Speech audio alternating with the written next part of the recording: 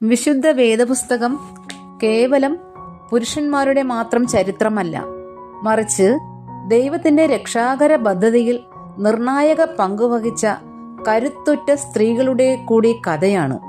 വെല്ലുവിളികൾ നിറഞ്ഞ സാഹചര്യങ്ങളിൽ തളരാതെ നിന്നവരും തങ്ങളുടെ ബുദ്ധിശക്തി കൊണ്ടും ദൈവവിശ്വാസം കൊണ്ടും ജനങ്ങളെ രക്ഷിച്ചവരുമായ അനേകം സ്ത്രീരത്നങ്ങളുണ്ട്.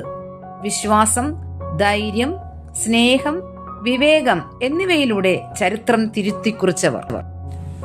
പുരുഷാധിപത്യം നിലനിന്നിരുന്ന കാലഘട്ടത്തിലും നിർണായകമായ തീരുമാനങ്ങൾ എടുക്കുവാൻ ഇവർക്ക് സാധിച്ചു. അസാധ്യമായ കാര്യങ്ങൾ ദൈവത്താൽ സാധ്യമാകുമെന്ന് ഇവർ ലോകത്തിന് കാണിച്ചു കൊടുത്തു. കുടുംബത്തിനകത്തും സമൂഹത്തിലും വലിയ സ്വാധീനം ചെലുത്തുവാൻ ഈ സ്ത്രീകൾക്ക് കഴിഞ്ഞു. മനുഷ്യൻ ഏകനായിരിക്കുന്നത് നന്നല്ല എന്ന് മനസ്സിലാക്കിയ ദൈവം അവന് തക്കതായ ഒരു തുണയെ ഉണ്ടാക്കുവാൻ തീരുമാനിച്ചു. അവന്റെ വാരിയേലിൽ നിന്നും ഒന്നെടുത്ത് അതിൽ മാംസം പിടിപ്പിച്ച് ഒരു സ്ത്രീയെ ഉണ്ടാക്കി അവന് കൊടുത്തു. സ്ത്രീകൾ കുടുംബത്തിലും സമൂഹത്തിലും വഹിക്കുന്ന പങ്ക് വളരെ വലുതാണ്. നമുക്ക് നമ്മുടെ ജീവിതത്തിൽ പകർത്തുവാൻ കഴിയുന്ന നല്ല മാതൃകയാക്കാവുന്ന വേദപുസ്തകത്തിലെ ചില സ്ത്രീ കഥാപാത്രങ്ങളെ ഞാൻ നിങ്ങൾക്ക് പരിചയപ്പെടുത്തുന്നു. വിശുദ്ധ വേദപുസ്തകത്തിലെ സ്ത്രീരത്നങ്ങൾ. ഇസ്രയേൽ മക്കളെ മിസ്രയീമിൽ നിന്നും കനാനിലേക്ക് നയിച്ചുകൊണ്ടു പോകുവാൻ സഹോദരന്മാരായ അഹരോനോടും മോശയോടുമൊപ്പം നിന്ന ധീര വനിത മിരിയാം. നൈൽ നദിയിലെ പെട്ടകത്തിൽ തൻ്റെ കുഞ്ഞു സഹോദരനായ മോശയെ ഉപേക്ഷിക്കേണ്ടി വന്നപ്പോൾ ദൂരെ മാറി നിന്ന് കുഞ്ഞിനെ എടുക്കുവാൻ വന്ന രാജകുമാരിക്ക് സ്വന്തം അമ്മയെ തന്നെ പോറ്റമ്മയായി നൽകുവാൻ അവൾക്ക് സാധിച്ചു. കഷ്ടതയുടെയും അടിമത്തത്തിൻ്റെയും നാളുകൾ മാറി വിജയത്തിൻ്റെ തീരത്തെത്തിയപ്പോൾ മിരിയാം തപ്പെടുത്തു.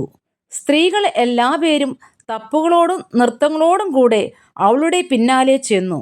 ബൈബിളിൽ പ്രവാചകി എന്ന് വിശേഷിപ്പിക്കപ്പെട്ട ആദ്യത്തെ സ്ത്രീയായ അവൾ പ്രതിസന്ധികളിൽ കരുതലോടെ ഇരിക്കുകയും വിജയങ്ങളിൽ സ്തുതി പാടുകയും വീഴ്ചകളിൽ താഴ്മയോടെ ദൈവത്തിങ്കിലേക്ക് മടങ്ങുവാനും ഉള്ള ആഹ്വാനം മിരിയാം നമുക്ക് നൽകുന്നു. ഇസ്രായേലിനെ ന്യായപാലനം ചെയ്ത ധീര വനിത ദെബോറ. ഒരേ സമയം പ്രവാചകിയും ഒരു കുടുംബിനിയും ന്യായപാലകയും ഒരു സൈനിക നായികയുമായിരുന്നു അവൾ. വെറുമൊരു ഭരണാധികാരി മാത്രമല്ലായിരുന്നു, മറിച്ച് ദൈവത്തിൽ നിന്ന് നേരിട്ട് സന്ദേശങ്ങൾ സ്വീകരിക്കുന്ന പ്രവാചകിയായിരുന്നു. ദബോറയുടെ ജീവിതം നമ്മെ പഠിപ്പിക്കുന്നത് ദൈവം നമ്മെ വിളിച്ചിട്ടുണ്ടെങ്കിൽ നമ്മുടെ അവസ്ഥകളോ സാഹചര്യങ്ങളോ ഒരു തടസ്സമല്ല. വിശ്വാസത്തോടെ ഇറങ്ങി തിരിച്ചാൽ ഒരു ജനതയെ തന്നെ മാറ്റുവാൻ നമുക്ക് സാധിക്കും. കഷ്ടതകളുടെയും ഭയത്തിൻ്റെയും നടുവിൽ ദൈവത്തിൻ്റെ ശബ്ദമാകുവാൻ നമുക്ക് ഒരു അമ്മായിയമ്മയും മരുമകളും തമ്മിലുള്ള ബന്ധം എത്രത്തോളം പവിത്രവും ദൃഢവുമാകാം എന്നതിൻ്റെ ഏറ്റവും വലിയ ഉദാഹരണമാണ് നവോമിയും രൂത്തും. നഷ്ടങ്ങളുടെയും കണ്ണുനീരിൻ്റെയും നടുവിൽ തളർന്നു പോകാതെ പരസ്പരം താങ്ങായി മാറിയ രണ്ട് മുത്തുകൾ. മരുമക്കളിൽ ഒരാളായ ഓർപ്പ തൻ്റെ ജനത്തിൻ്റെ അടുക്കിലേക്ക് മടങ്ങിപ്പോയപ്പോഴും രൂത്ത് അമ്മായിയമ്മയോട് പറ്റി നിന്നു. നിന്റെ ജനം എൻ്റെ ജനം, നിന്റെ ദൈവം എൻ്റെ ദൈവം, നീ മരിച്ച് അടക്കപ്പെടുന്നിടത്ത് ഞാനും മരിച്ച് അടക്കപ്പെടും എന്ന ഉറച്ച നിലപാടെടുത്ത രൂത്ത് മരുമക്കൾക്ക് ഒരു മാതൃകയാണ്. അതുപോലെ യാതൊരു പ്രത്യാശയ്ക്കും വകയില്ലാത്ത തന്നോടുകൂടെ ഇറങ്ങിത്തിരിക്കുവാൻ രൂത്തിന് പ്രചോദനമായത് സ്നേഹനിർമ്മലയായ നവോമിയുടെ ഇടപെടലുകളാണ്. മരുമക്കളോടുള്ള സമീപനത്തിന് അമ്മായിയമ്മമാർക്ക് ഇതൊരു നല്ല മാതൃകയാക്കാവുന്നതാണ്. ഇസ്രായേൽ ജനത്തിൻ്റെ ന്യായാധിപന്മാരിൽ ഏറ്റവും ഒടുവിലത്തെ ന്യായാധിപനായിരുന്ന ശമൂവേൽ പ്രവാചകന്റെ അമ്മ ഹന്ന.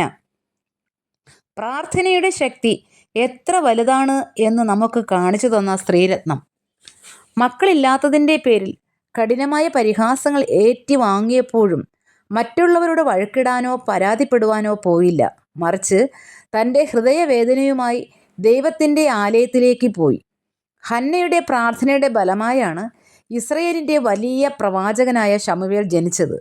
ഒരു അമ്മയുടെ പ്രാർത്ഥനയ്ക്ക് ഒരു രാജ്യത്തിൻ്റെ തന്നെ ഗതി മാറ്റുവാൻ കഴിയുമെന്ന് ഹന്ന തെളിയിച്ചു. ഹന്നയുടെ ഈ പ്രാർത്ഥനാ ജീവിതം നമുക്ക് മാതൃകയാക്കാം. വിശുദ്ധ ബൈബിളിലെ ഏറ്റവും അനുഗ്രഹിക്കപ്പെട്ട ഒരു സ്ത്രീരത്നമാണ് മറിയ. ലോകരക്ഷകനായ യേശുക്രിസ്തുവിൻ്റെ അമ്മയാകുവാൻ ദൈവം തിരഞ്ഞെടുത്തത് ഒരു സാധാരണ ഗ്രാമീണ പെൺകുട്ടിയായിരുന്നു. സ്വന്തം ഇഷ്ടത്തേക്കാൾ ദൈവത്തിൻ്റെ ഇഷ്ടത്തിന് ജീവിതത്തിൽ മുൻഗണന കൊടുത്ത വനിത. മറിയത്തിൻ്റെ ജീവിതം ആഡംബരങ്ങൾ നിറഞ്ഞതായിരുന്നില്ല.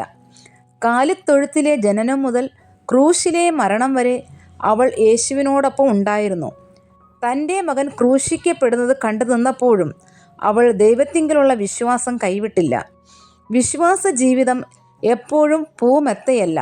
കഷ്ടതകളിലും വേദനകളിലും തളരാതെ ദൈവത്തിൽ ആശ്രയിച്ച് നിൽക്കുവാൻ മറിയത്തിൻ്റെ ജീവിതം നമുക്ക് മാതൃകയാണ്.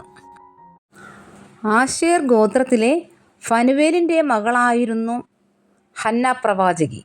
വളരെ വയസ്സ് ചെന്നിട്ടും ദേവാലയം വിട്ടുപിരിയാതെ ഉപവാസത്തോടും പ്രാർത്ഥനയോടും കൂടെ രാവും പകലും ആരാധന കഴിച്ചു പോന്നു.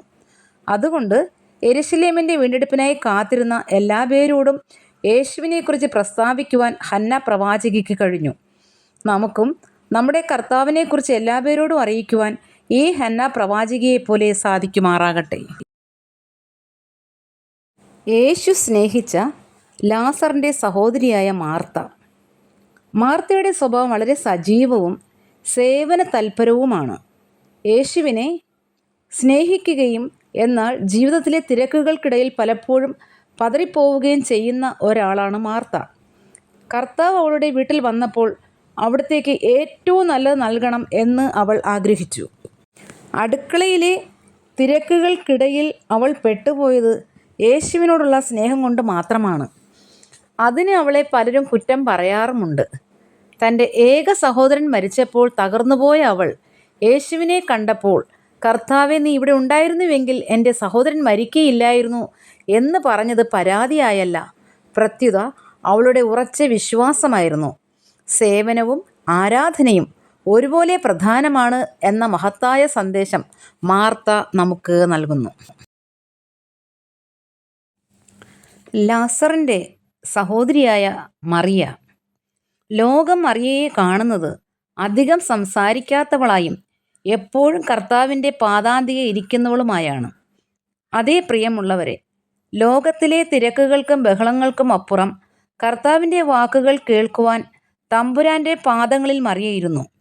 തൻ്റെ സഹോദരൻ മരിച്ചപ്പോൾ ആകെ തകർന്നുപോയ അവൾ യേശു വരുന്നുണ്ടെന്നറിഞ്ഞപ്പോൾ ഓടിച്ചെന്ന് അവൻ്റെ പാദങ്ങളിൽ വീണ് കരഞ്ഞു. അവളുടെ സങ്കടം കണ്ട് യേശുവും കരഞ്ഞു.